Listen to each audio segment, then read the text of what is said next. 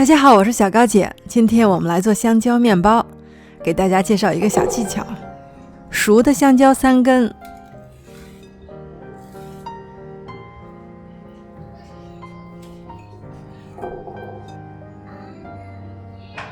用叉子捣碎，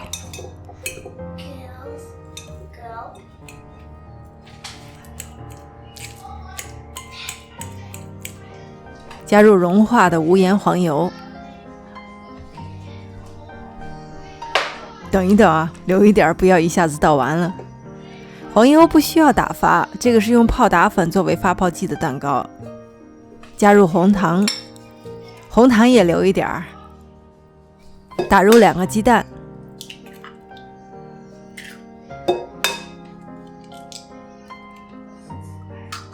搅拌均匀。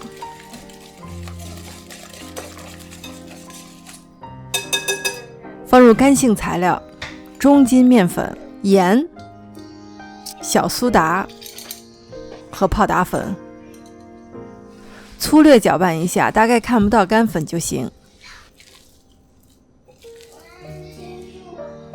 来一点碧根果，用核桃也可以。用刀粗略的过一下。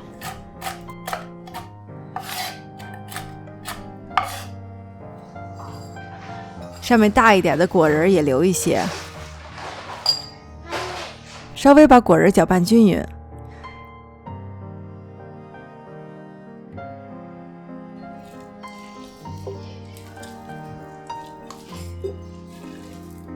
这是一个吐司盒，因为这个边缘比较高一点，下面有3个眼儿，我放一张纸把它盖住，倒入面糊。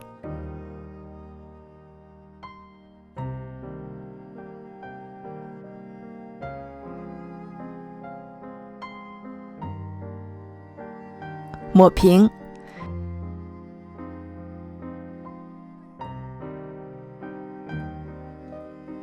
然后把刚才留下来的果仁撒上去，用刮刀把果仁压到面糊里。烤的时候呢，有面糊为依托，它不容易烤糊。撒上刚才留下来的红糖。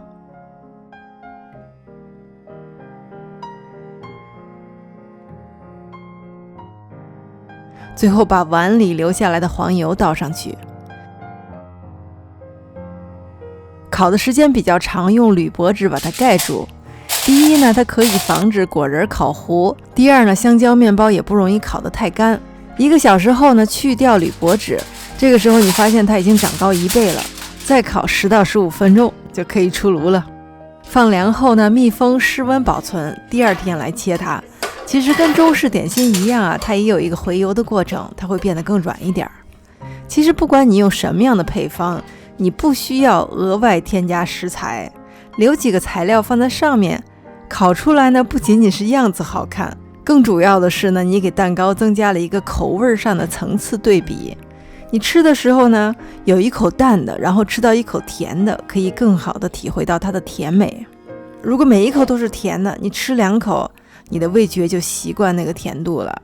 简单的配方，小小的一个技巧，你的香蕉面包就脱颖而出了。谢谢大家收看，我是小高姐，我们下集再见。